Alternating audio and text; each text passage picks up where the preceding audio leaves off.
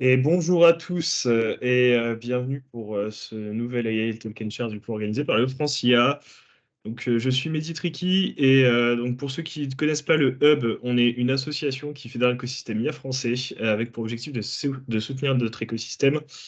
Donc pour développer et industrialiser l'IA en France et en Europe, on compte à peu près 150 membres actuellement, donc de startups, grands groupes, institutions porteuses de projets IA qui sont regroupés au sein de l'association pour développer des projets opérationnels. Donc, du coup, notre action se structure en général en trois axes principaux, avec la conduite de groupes de travail, le pilotage de projets structurants pour l'écosystème IA et la valorisation d'acteurs de l'écosystème. Donc, aujourd'hui, on a le plaisir de recevoir IoD Solutions, qui va expliquer comment rendre votre supply chain plus efficiente en identifiant votre potentiel data et IA. Donc, du coup, ils vous présenteront des cas d'usage, si je me rappelle bien, sur l'anticipation des risques dans la supply chain.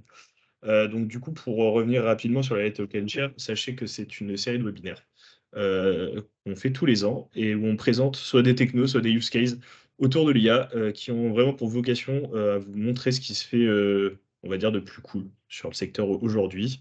Donc sur ce, je vais laisser la parole à Heider et à Goulven. Et je vous revois en fin de séance. Merci Mehdi. Merci Mehdi. Bonjour à tous. Effectivement, comme l'a dit Mehdi, IoD Solutions. Donc moi, je suis le fondateur d'IoD Solutions. Goulven, je te laisse te présenter. Donc Goulven de Business Developer chez IoD Solutions. Notre métier en une phrase, c'est en fait d'aider les équipes opérationnelles à prendre de meilleures décisions et à éclairer leur prise de décision grâce à la data et l'IA. Et donc là, aujourd'hui, on va vous parler plus spécifiquement avant d'éclairer la prise de décision avec la data et l'IA, il faut d'abord choisir et identifier les bons sujets. Et donc les bons sujets, et nous, on va vous parler de comment on peut identifier justement les bons sujets à traiter par la data et l'IA pour la supply chain. Donc en fait, notre prisme de lecture, là, pour ce webinaire, ça va être de dire, je suis quelqu'un du métier de la supply chain, je suis dans une équipe opérationnelle supply. Comment je fais en fait pour identifier les sujets pertinents et où est-ce que la data et l'IA peuvent m'amener de la valeur ajoutée dans ma vie de tous les jours et dans mon quotidien, dans votre processus opérationnel. On va essayer de rendre le webinaire le plus interactif possible. Donc, si vous avez des questions, n'hésitez pas, soit dans les commentaires, soit même prendre la parole pour les plus courageux. Et puis, du coup, je propose qu'on commence tout de suite. À moins que Goulven, tu voulais peut-être ajouter quelque chose? J'ai partagé justement la petite question qu'on aime bien poser en introduction, c'est vous, là, vous vous connectez d'où géographiquement et quel est votre poste et secteur, ce qui peut nous permettre d'orienter aussi des exemples qu'on aura tout au long du webinaire pour vous partager. Nous, Heider et moi, nous sommes à Nantes et nos collègues de France IA, on a Mehdi qui est à Nice, c'est ça? Je dis peut-être des bêtises. Si, c'était ça, Non, Nice, c'est ça. et Mélanie qui est à Annecy. Donc, ça permet de voir aussi où vous êtes géographiquement, dans quels tissus régionaux on pourrait se croiser ou non. Puis ça permet de rendre ça plus sympathique, parce que c'est vrai que sinon, on a l'impression de parler juste devant un écran. Donc voilà, d'humaniser un peu la chose. Donc si vous jouez le jeu, c'est super. Tout à fait. J'ai pas l'impression qu'on ait grand succès. Ah! En tout cas, en attendant les réponses, juste pour vous donner envie un peu sur ce dont on va parler aujourd'hui. Donc il y a trois parties dans l'intervention. Ah, Saint-Malo, super. Trois parties. La partie contexte et enjeu. En fait, on va commencer par là. On va partir de pourquoi, en fait, dans la supply chain, c'est quoi le contexte aujourd'hui de la supply chain et les enjeux. Et qu'est-ce qui fait que, en fait, la data et l'IA pour la supply chain, ça peut être utile. Enfin, la troisième partie, ça va être d'idées à identifier où est-ce qu'il y a de la valeur à aller chercher grâce à l'IA et grâce à une meilleure exploitation des données, grâce à une approche par les processus de décision. Donc, c'est une approche qu'on a développée en interne et qu'on utilise chez nos clients, donc une approche méthodologique. Et donc, du coup, on va pouvoir commencer. Et merci Alice d'avoir répondu. Merci Sébastien. Voilà, donc ça va être les trois parties de l'intervention. La première question, peut-être, est-ce que vous savez ce que ça veut dire? Je ne sais pas si, Gouven, tu peux mettre la question dans le chat. Le monde VICA. Je ne sais pas si, est-ce que tout le monde est familier avec avec cet acronyme? Donc, on vous propose quatre réponses possibles. Si vous avez déjà en tête la réponse, vous pouvez la partager. Donc, selon vous, Vika, c'est plutôt variable, innovant, contrasté et ambitieux. Ça représente plutôt versatile, impérieux, chaotique et... Ah, je crois qu'il me manque un terme. Je l'ai pas. Donc, le dernier A. Et on a derrière vert, indigo, chocolat et abricot ou volatile, incertain, complexe et ambigu. Si c'est un terme que vous avez déjà vu, alors on a Alice qui nous dit la dernière réponse, volatile, incertain, complexe et ambigu. Donc effectivement, c'est bien ça. Donc on commence par une question facile. On va vous en poser peut-être des un peu plus dures après. Donc c'est bien ça, c'est volatile, incertain, complexe et ambigu. Et donc en fait, ça fait que il y a deux objectifs antagonistes pour nous dans la supply chain dans un monde VICA. En fait, c'est que les supply chains, elles ont été plutôt construites sur une nécessité d'optimiser. Pour pouvoir optimiser, en fait, il faut de la visibilité et de la stabilité, donc plutôt des logiques de juste à temps et autres. Et aujourd'hui, en fait, il y a énormément d'incertitudes qui viennent, toutes les incertitudes qu'on connaît. Hein. Et donc, du coup, cette incertitude, ça favorise plutôt la capacité sa flexibilité, la capacité d'adaptation. C'est-à-dire que quelque chose de très optimisé, les supply chains très optimum, le juste à temps, par exemple, dès qu'il y a un peu d'incertitude ou de volatilité, on va avoir des ruptures parce qu'on n'a vraiment pas de nous. Alors que quand on a de l'incertitude, on va plutôt tendance à peut-être avoir un peu plus de stock pour pouvoir éviter des crises de matériaux ou autre. Donc en fait, c'est antagoniste, c'est-à-dire que d'un côté, on veut toujours une optimisation des processus supply, et de l'autre, on veut pouvoir s'adapter à plein de scénarios différents parce qu'en fait, le monde change tout le temps et qu'il y a plein de volatilité, d'incertitudes partout. Donc en fait, c'est ce contexte-là dans lequel sont les supply chains d'un point de vue métier. Et maintenant, si on réfléchit à la data en supply chain, en fait, elle est générée grâce à la digitalisation des processus. Bon, ça, rien de nouveau. Il y a des volumes importants de données qui sont générés dans la supply chain grâce à la supply chain et notamment la digitalisation des processus et l'IoT. Et ça touche tous les processus de la supply chain. Bien sûr, les achats, les approvisionnements, par exemple. Donc là, c'est toutes les données sur les informations sur les fournisseurs, même sur par exemple, peut-être les devis que les fournisseurs envoient. Tout ça, c'est des données qu'on peut utiliser. On verra ensuite pour certains cas d'usage. Tout ce qui est stockage et production. Donc, du coup, c'est bien sûr les niveaux de stock, les évolutions de niveau de stock, et puis tout ce qui est autour de la production, des MES, les données de MES, par exemple. Distribution et transport, on arrive de plus en plus à les EDI, avoir de la communication facile entre les ordres de transport, les tournées, etc. Tout ça, c'est de plus en plus digitalisé. Donc, ça permet par exemple d'optimiser des transports et des chemins. La partie vente et facturation, bien sûr. Et puis, gestion des retours et des non-conformités, parce que ça, tout pareil, on a des traces digitales de tout ça. Et en fait, ce qui rend les choses compliquées dans la supply chain, dans d'autres domaines aussi, mais en particulier dans la supply chain, parce qu'en fait, la supply chain, c'est finalement un peu la colonne vertébrale d'une entreprise industrielle, notamment ou autre. Hein, c'est que ça va vraiment de récupérer la matière première jusqu'à livrer les clients. Et ce qui rend les choses compliquées, c'est qu'en fait, historiquement, ces bases de données, ces données, elles ont été mises dans des outils différents, elles sont dans des outils différents qui sont très silotés. Et en fait, ça fait que ces bases, ces données, elles proviennent de bases hétérogènes. Et donc, en fait, c'est des freins à l'exploitation efficace de la data pour la prise de décision parce que, justement, on ne peut pas facilement les croiser et avoir un regard croisé de ces données pour pouvoir mieux les exploiter avec notamment de l'IA. Et donc là, on a une question, selon vous, après avoir eu toutes ces informations, le frein principal, le problème principal pour identifier les opportunités qu'on rencontre, c'est plutôt A, parce qu'on manque d'outils, B, parce qu'on manque d'organisation, C, parce qu'on manque de compétences. Pour celles et ceux qui ont rejoint en cours de route, vous pouvez répondre dans le chat. Voilà, le principal problème qu'on rencontre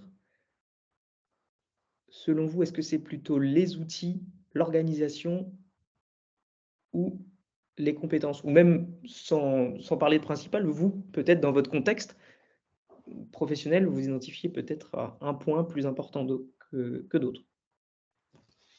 En gros, qu'est-ce qui fait que l'IA et l'exploitation de la data et l'IA, c'est pas généralisé dans toutes les supply chains finalement? Qu'est-ce qui freine ça?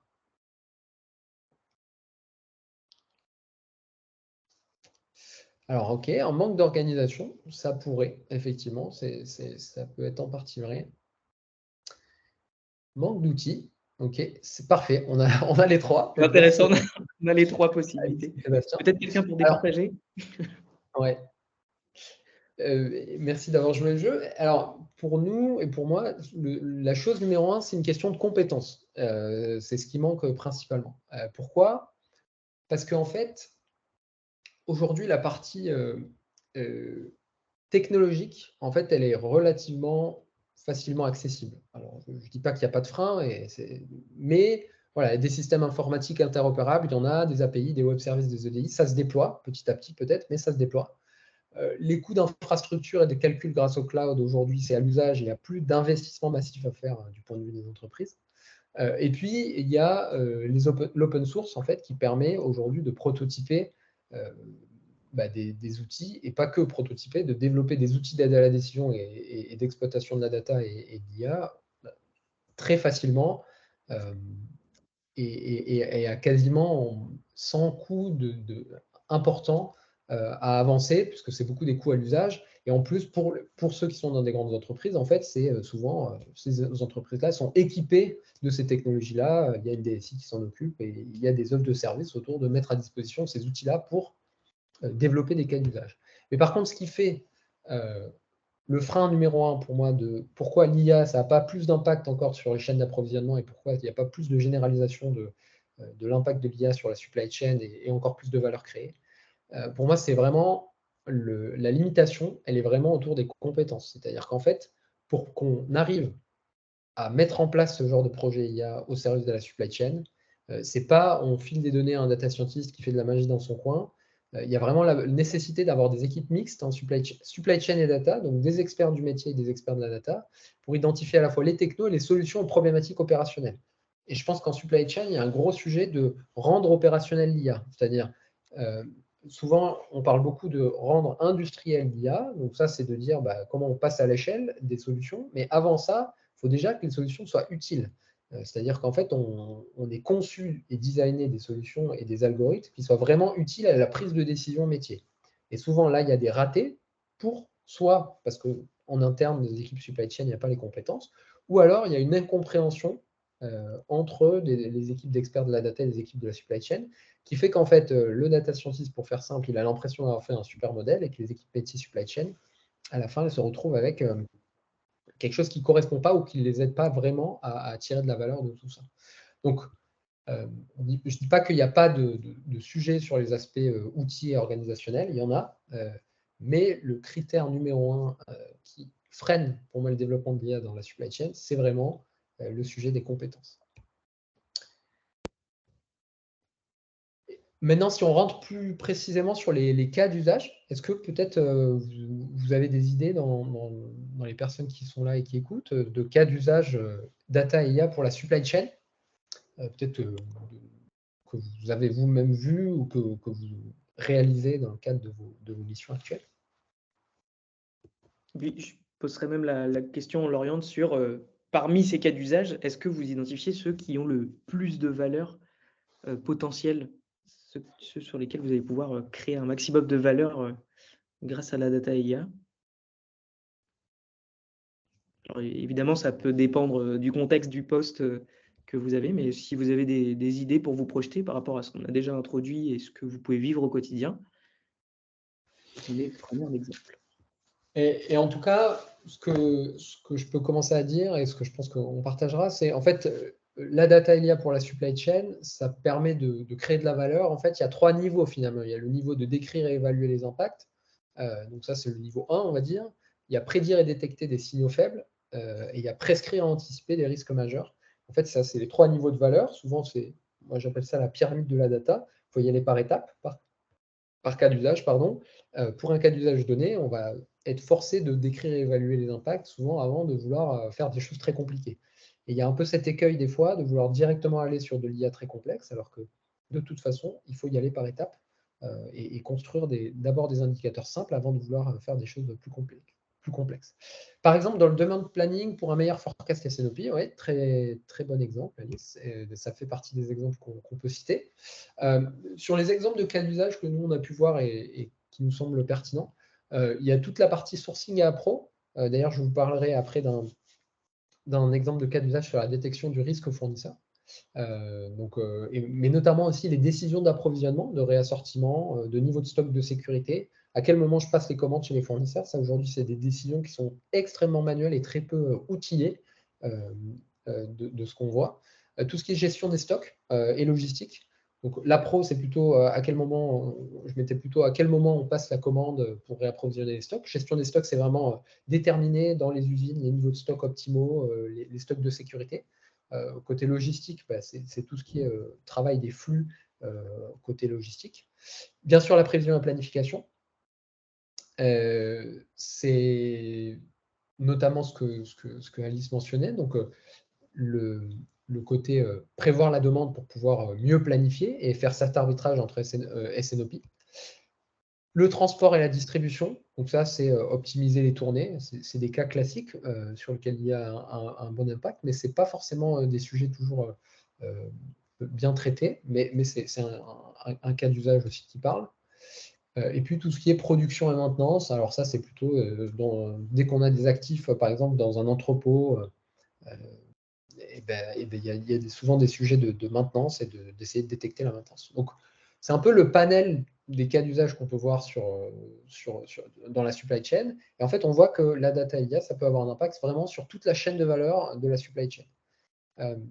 Maintenant, le sujet, juste avant que je passe à la suite, ça va être de vous donner, nous, les 3 principes qu'on utilise pour identifier les sujets à forte valeur ajoutée chez nos clients sur la supply chain. Parce qu'en fait, là, on voit que c'est très vaste, on ne sait pas toujours par où commencer.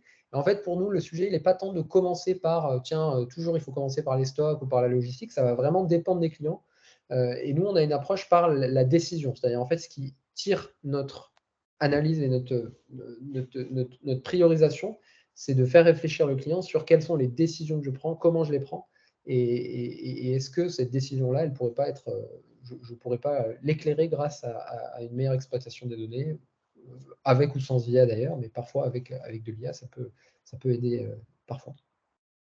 Et donc du coup, là maintenant, je vais vous donner ces 3 principes qu'on utilise. Est-ce qu'on illustre, ou tu vas l'illustrer à partir des principes? Pardon.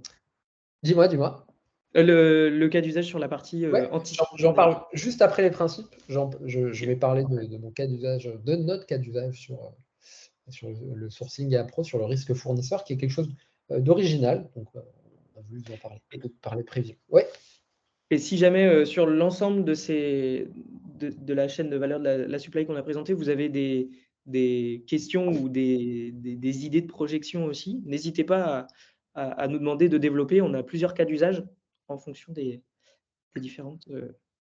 Tout à fait. Tu fais bien de le dire. On a pris cet exemple de risque dans la supply chain parce que c'est celui qui est un peu original, mais s'il y en a un qui vous parle plus particulièrement, on pourra en parler après. Donc, les 3 principes. Le premier, je vous l'ai un peu dit, c'est en fait partir des décisions opérationnelles. En fait, nous, on ne préconise pas du tout le côté ah, bah, tiens, on va faire de l'IA pour les prévisions, et puis on sait que ça va marcher parce que l'IA pour les prévisions, c'est génial. La question qu'on se pose, nous, c'est en fait, il faut identifier les décisions opérationnelles que vous souhaitez améliorer. Ça, c'est vraiment clé. Par exemple, l'IA pour la prévision, c'est bien, mais à la fin, la prévision, ça sert à prendre une décision.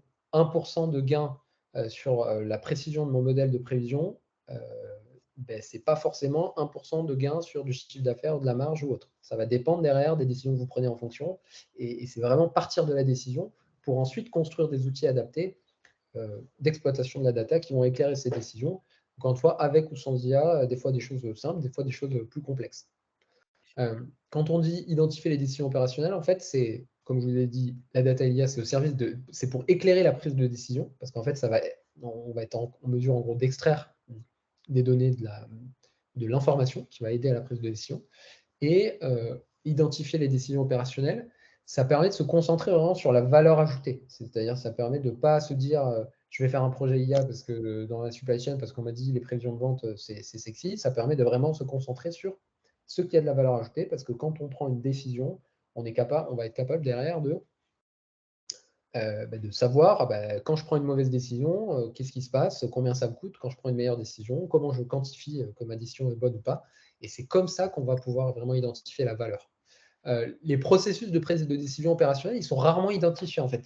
C'est paradoxal, souvent on arrive à bien faire des process métiers, on arrive bien à définir à quel moment les gens saisissent dans l'ERP telle information, mais on se pose rarement la question de tout ça à la fin. C'est quand même pour prendre des décisions et des actions, mais il y a très peu d'entreprises qui ont de la maturité sur se dire, OK, c'est quoi l'enchaînement de mes décisions, comment elles sont interreliées, et en fait, la succession de décisions opérationnelles que je prends, quelles sont-elles et comment elles sont prises. Donc ça, c'est le constat qu'on fait, et la recommandation là-dessus, en fait, c'est de cartographier vos processus de décision dans votre supply chain, parce que c'est ça qui va vous permettre aussi d'avoir une idée et une vision globale sur votre supply chain, les décisions que vous prenez dans votre supply chain, et où l'IA et la data peuvent avoir le plus d'impact en termes de valeur ajoutée pour votre supply chain. Le deuxième principe, c'est d'améliorer la qualité des informations. C'est-à-dire, en fait, il y a un premier sujet sur, comme je vous ai dit, le premier principe, c'est de partir des décisions opérationnelles. Et là, après, les deux autres principes, il y a deux façons finalement de créer de la valeur en exploitant la data et l'IA. La première, c'est en fait d'identifier les sources de données qui contiennent des informations pertinentes pour décider. Qu'est-ce que ça veut dire? Le sous-jacent derrière, c'est de dire qu'en fait, si j'ai une information plus précise, j'aurai une décision plus juste. Les données, en fait, elles sont souvent sous-exploitées parce qu'elles sont vues dans la supply chain comme juste du transactionnel. J'enregistre que mon client m'a passé commande. J'enregistre que mon niveau de stock est à temps. Et en fait, elles sont perçues comme un enregistrement d'un événement, alors que l'enjeu et la recommandation à faire, c'est que c'est un actif, c'est un patrimoine informationnel, et qu'en fait, en ayant un patrimoine et un actif, en travaillant les données comme un actif, derrière, après, les supply chains vont pouvoir être plus performantes parce qu'on va pouvoir aller mettre de l'algorithmie avancée pour aller justement extraire de ces données de l'information pertinente.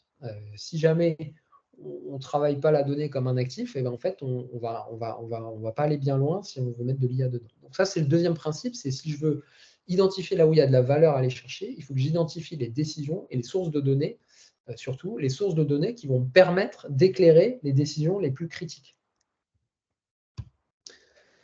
Le troisième principe, c'est d'augmenter la facilité d'accès à l'information. Donc ça, c'est, je dirais, tout ce qui est les sujets, c'est le sujet classique, on va dire, d'automatisation grâce à l'IA.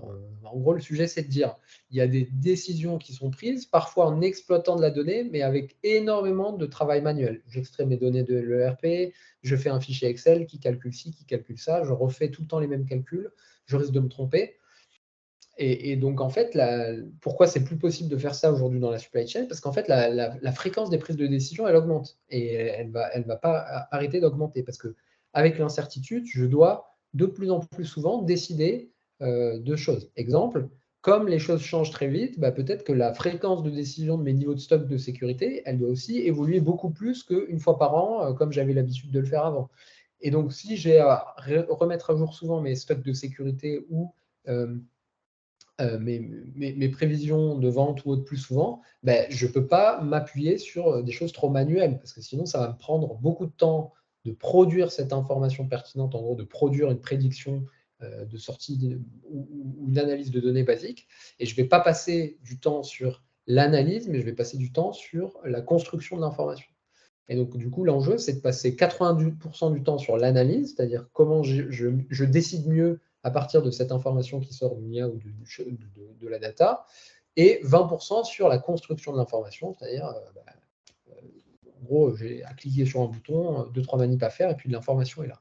Alors qu'aujourd'hui, en fait, le constat, c'est que la construction d'indicateurs basiques prend parfois plusieurs jours. Donc, du coup, aller faire de l'IA ou éclairer sa prise de décision quand, pour sortir un indicateur de base, j'ai besoin de beaucoup de temps, c'est pas possible, en fait. Et donc, du coup, la recommandation là, l'application de ce principe, c'est de dire qu'en fait, partout où je peux rendre de l'information, où je me dis, tiens, cette information-là, elle n'est pas facilement accessible, souvent, il y a un gisement de valeur et il y a une exploitation de la data plus maligne, voire avec de l'automatisation de traitement ou de l'IA qui peut être mis à ces niveaux-là pour finalement fluidifier l'accès à l'information et permettre en fait de décider plus vite et plus fréquemment.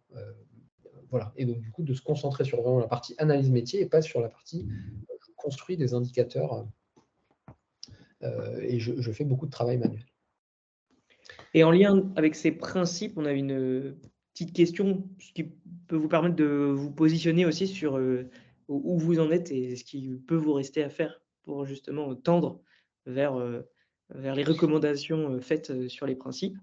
Vous, aujourd'hui, est-ce que pour votre supply chain, vous enregistrez rien du tout, aucun événement, vous n'utilisez pas du tout vos données?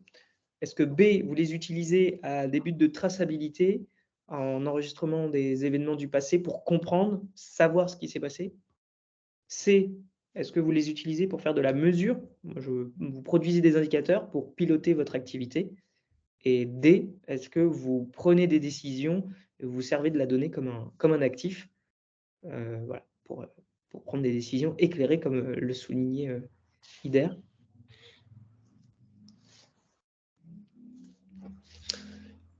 Et Alors, je après, sais que... Pardon, vas-y.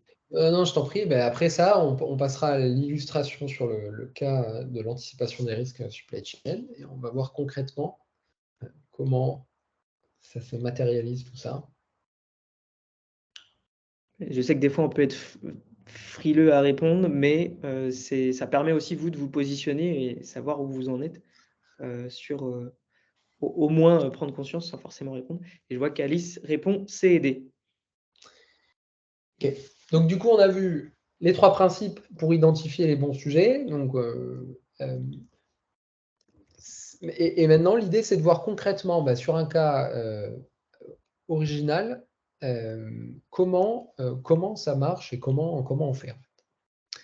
Donc là, le contexte du projet, c'était une supply chain très étendue chez un industriel et des risques de défauts opérationnels majeurs. Donc, quand on dit très étendu, plus de 70 000 fournisseurs. Un produit complexe à assembler, donc qui fait intervenir beaucoup de pièces. Et puis une chaîne d'approvisionnement qui a beaucoup de fournisseurs, jusqu'au rang 8. Et bien sûr, des fournisseurs qui interviennent sur la fabrication de plusieurs pièces pour ne rien simplifier. La deuxième chose, en fait, le point de départ du projet, c'était de se dire, tiens, les défauts fournisseurs, c'est-à-dire, en fait, il y a des fournisseurs qui font des défauts opérationnels, c'est-à-dire, en fait, ils livrent des pièces de mauvaise qualité et qui mettent dans la panade après le côté production. Est-ce qu'on ne peut pas les identifier, les anticiper?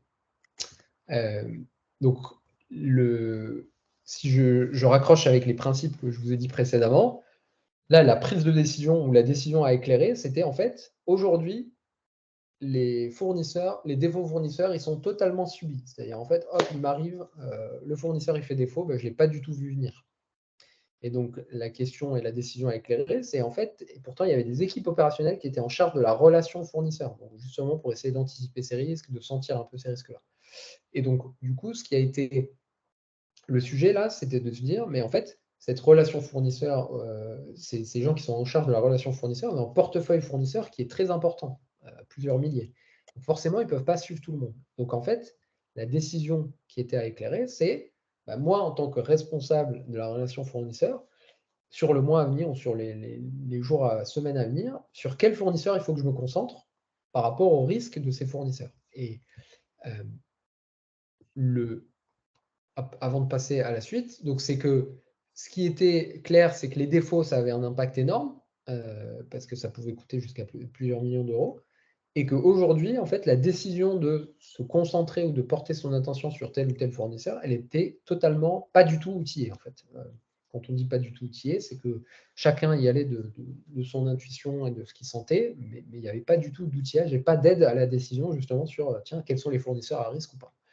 Et c'est vraiment comme les défauts de crédit bancaire. Hein. Un banquier, il ne prend pas la décision d'octroi d'un crédit à la légère, il le prend par rapport aux données et par rapport à des algorithmes qui ont été entraînés, parfois assez simples, mais qui ont été entraînés pour détecter les risques de défaut. Et bien là, c'était un peu la même idée, c'était de se dire, est-ce qu'on ne peut pas avoir un outil qui aide à détecter les risques de défaut chez les fournisseurs?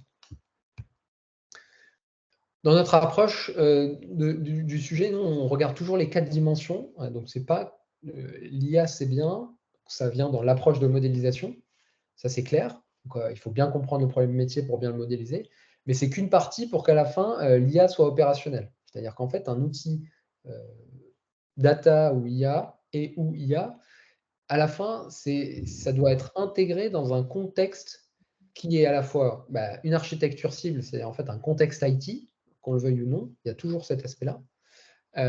Ça doit répondre à un besoin métier, ça paraît évident de le dire, mais des fois on passe à côté. Et ça doit prendre en compte la réalité qui sont les données. C'est-à-dire, en fait, on ne pourra pas faire la même chose selon le niveau de qualité de données qu'on a et selon les sources de données qu'on a. Et donc, du coup, nous, dans notre approche, c'est toujours de regarder l'algorithme d'IA, l'approche de modélisation, comme faisant partie d'un tout plus grand qui est une solution globale qui sert à aider, à éclairer la prise de décision. Et cette solution globale, pour qu'elle soit opérationnelle, ce n'est pas seulement un algo d'IA tout seul, c'est un algo d'IA dans un outil. Cet outil doit être intégré dans un outil informatique, doit être intégré dans une architecture cible, c'est-à-dire dans la réalité de IT de l'entreprise, et puis qui va s'appuyer sur des données. Et ça, c'est pareil, les données, elles ont un certain niveau de qualité, c'est des contraintes qu'il faut prendre en compte si on veut réussir et rendre opérationnelle une solution d'aide à la décision. Donc le premier sujet, là, je vais juste vous illustrer très rapidement comment on a abordé le sujet. En fait, je dirais presque la réussite du projet, c'est d'abord ça, c'est de bien poser le problème et les critères de performance de la solution.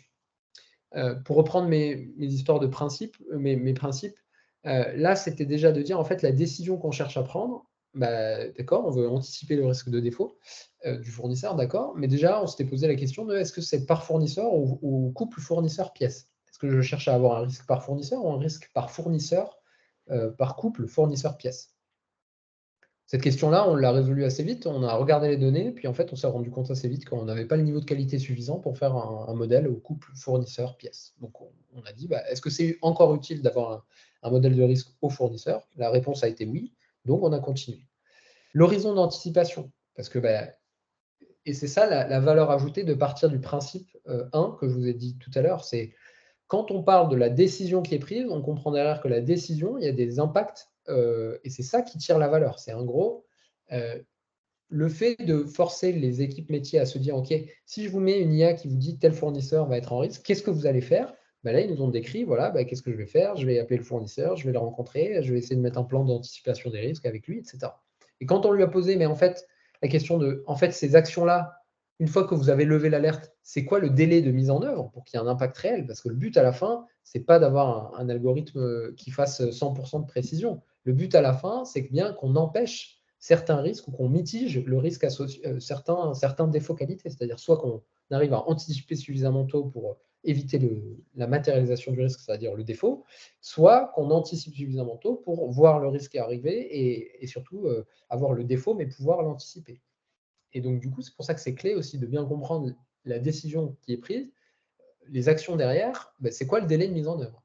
Et ça a impacté l'horizon d'anticipation qui était nécessaire. C'est-à-dire, c'est pas tout d'avoir un horizon d'anticipation où on se dit, tiens, on va faire une prédiction à la semaine, au mois, aux 3 mois. Ce qui design ce critère-là, c'est bien l'impact, la nécessité d'avoir un délai suffisant de mise en œuvre une fois qu'on a la sortie de l'algo. Et donc là, en discutant avec les équipes métiers, au début, ils nous avaient dit 1 mois, mais en fait, en discutant avec eux, on s'est rendu compte que c'était minimum 3 mois pour qu'on ait le temps d'avoir les impacts des décisions qui étaient prises sur la sortie de l'algo. Donc, si on commence à faire une IA qui fait une prévision juste pour qui va faire défaut dans 1 mois, en fait, ça ne sert à rien. On peut avoir un excellent modèle, mais qui va avoir aucune efficacité opérationnelle parce qu'on n'a tout simplement pas bien designé l'algo au début. Associé à ça, il y a bien sûr définir les indicateurs de suivi de la performance. C'est de dire, en fait, concrètement, notre modèle d'IA, comment on va l'évaluer, en fait. Il y a bien sûr les métriques classiques que tous les data scientists connaissent, mais derrière, il y a surtout les métriques de performance métier. Là, ce qu'on avait identifié, c'est de dire, en fait, ce qu'on cherche à réduire, c'est le coût global des défauts qualité et aussi la fréquence d'occurrence des défauts qualité. Mais ça, c'est à mettre en regard du coût des actions correctives. Parce que pour qu'il y ait un retour sur investissement, il faut bien sûr que mes actions correctives, elles ne me coûtent pas plus cher que anticiper les défauts. Pour caricaturer, si on ne prend pas ça en compte dans les indicateurs de suivi de la performance, on peut se dire on a un excellent modèle qui capte tous les risques de défaut, mais en fait, il fait tellement de fausses alertes que en fait, le métier n'en peut plus parce qu'il va éteindre des faux incendies. Et ça a un coût. Et donc, il faut le prendre en compte pour avoir, encore une fois, un algo et estimer la performance d'un outil d'IA sur les bonnes métriques et sur la réalité opérationnelle du terrain. Donc, lié à ça, là, on passe un peu dans la partie plus du design de la solution, juste pour vous dire deux, trois points là-dessus. En fait, c'est vraiment tout ça, on pourrait le synthétiser comme ça, c'est que ce n'est pas seulement un outil, c'est vraiment designer un processus cible avec le métier. On est passé d'un mode réactif, c'est-à-dire en fait les incidents étaient subis, à un mode proactif, où les incidents sont anticipés. Et ça, c'était possible que par l'IA qui permettait de détecter des signaux faibles dans les données, dans les différentes sources de données qu'on avait, et qui avait été et ces comportements-là ont été appris, encore une fois, sur les données historiques qu'il y avait. Et donc, du coup, voilà, on a d'abord commencé, avant d'écrire la moindre ligne de code, à dessiner ensemble ce processus cible pour bien aligner à la fois les équipes métiers et les équipes techniques sur une vision commune. Et donc là, juste pour exemple, très concrètement, le processus cible, ça a été quoi? Ça a été de dire, en fait, chaque mois, il y a un responsable de relations fournisseurs qui consulte le diagnostic de l'état opérationnel de ses fournisseurs grâce à cet outil. Et il peut décider lui-même les fournisseurs sur lesquels il va concentrer son attention, mais il va éclairer cette décision grâce à cet outil-là. Et dans cet outil-là, il y avait bien sûr une sortie du risque associé à chaque fournisseur qui était un algorithme d'IA, mais il y avait aussi des indicateurs plus basiques, des indicateurs statistiques, en lien, encore une fois, avec les principes que je vous ai dit. C'était tout simplement le principe 2 et 3, c'était de dire, en fait, on a commencé par des indicateurs relativement simples, mais qu'aujourd'hui, les personnes en charge de la relation fournisseur, ils n'arrivaient pas à construire facilement. Ils avaient besoin de faire 10 fichiers Excel. Ben là, juste en construisant un outil qui faisait de l'exploitation de données relativement basiques, mais en le mettant à disposition des équipes opérationnelles, ben ça avait déjà des premiers gains avant même de mettre en place des choses plus avancées et de l'IA. Donc la dernière partie du process, c'était de la collaboration avec les fournisseurs et les parties prenantes pour mettre en place les plans et actions. Comme vous l'avez compris, je pense qu'on arrive à la fin en fait, de ce qu'on avait prévu. On a le temps pour quelques questions, si vous en avez. Donc on peut les prendre. Et sinon, on pourra conclure. Pendant qu'il y a les questions, j'espère les personnes réfléchissent aux questions, le mot de conclusion, c'est de dire qu'en fait, l'IA, pour la supply chain, ce n'est pas juste un outil, c'est bien une solution complète qu'il faut penser à intégrer dans les processus. Bien sûr, un outil, mais l'organisation et les compétences, et que tout ça est lié, en fait. On ne peut pas décorréler, on ne peut pas venir plaquer un outil d'IA et dire ça va faire de la magie. Ça ne marche pas comme ça, en fait. Il faut penser, designer le processus cible pour que l'IA soit vraiment au cœur du process et pas à côté. C'est souvent les écueils qu'on voit. Et en fait, nous, on pense que, comme on vous l'a dit, ces compétences-là, elles sont très rares, elles sont difficiles à acquérir, elles ne sont pas facilement accessibles sur ce qui existe sur le marché. C'est pour ça qu'on a lancé une formation en fait, sur justement identifier les gisements de valeur autour de la supply chain. C'est des formations, des condensés en fait, de nos méthodologies. Donc la promesse, c'est qu'en 1 heure, vous allez découvrir plus concrètement en fait, comment on intervient chez nos clients, comment ça se passe concrètement, comment on arrive à identifier les gisements de valeur. Et on va en faire plusieurs, mais comme ça, une série sur la supply chain et puis sur les différentes équipes métiers. Et notre enjeu autour de ces formations, c'est vraiment d'aider à rendre l'IA opérationnelle, pas seulement industrielle ou pas seulement codée, mais vraiment opérationnelle, intégrée au cœur des processus métiers et de tous les processus métiers d'une entreprise, parce que ça peut vraiment impacter tous les processus métiers d'une entreprise. Et là, plus particulièrement, on va commencer par la supply chain. Voilà. Donc, je ne sais pas s'il y a des questions ou pas. Je vois pas de questions de mon côté, personnellement. Après je pense... Ah, si, il y en a une. Bah voilà. Puis quand je dis ça, il fallait qu'il y en ait une qui arrive. C'est grâce à toi, Amélie. Alors, est-il juste de dire que les outils, merci Alain pour la première question, est-il juste de dire que les outils IA clé en main ne sont pas optimaux, je comprends, il n'y a pas le pas, mais car non co-construits. Alors, je dirais pas ça comme ça. Et nous, on n'a aucun problème avec le côté outil IA clé en main. Des fois, d'ailleurs, on recommande à nos clients de prendre ces outils-là.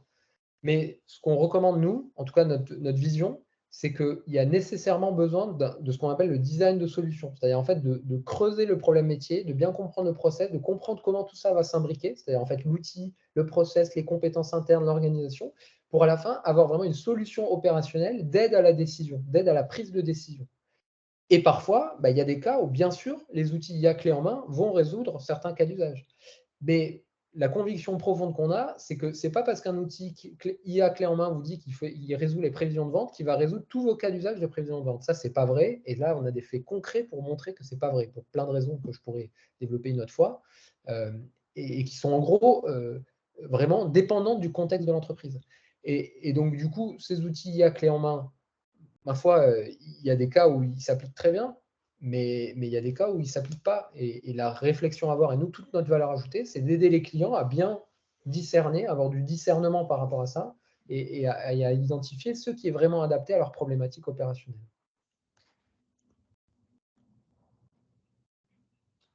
Et voilà, j'espère que j'ai répondu à la question. Eh bien, merci à vous, Alain, en tout cas. Bon, est-ce qu'on a une dernière question, une dernière personne pour dédire mes affirmations?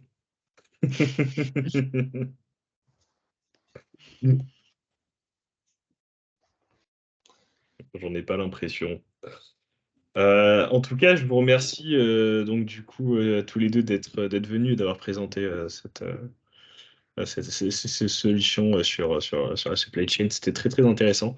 Du coup, à toutes les personnes qui sont présentes, n'hésitez pas du coup à prendre le contact que vous voyez donc chez Iodé d'IDER directement. Si vous avez des questions sur le sujet. Nous, du coup, on se revoit soit le mois prochain, soit le mois d'après. Pour l'instant, c'est pas encore fixé, mais il est sûr qu'il y aura un épisode de la Token Share dans l'été, sinon on reviendra à la rentrée. En tout cas, je vous remercie, Eric Goulven, d'avoir été avec nous aujourd'hui et pour cette présentation. Merci à toi, Mehdi. Merci beaucoup. Merci beaucoup. Vous avez appris des choses. Au revoir. Merci, Wissam. Au revoir. Bonne journée à tous.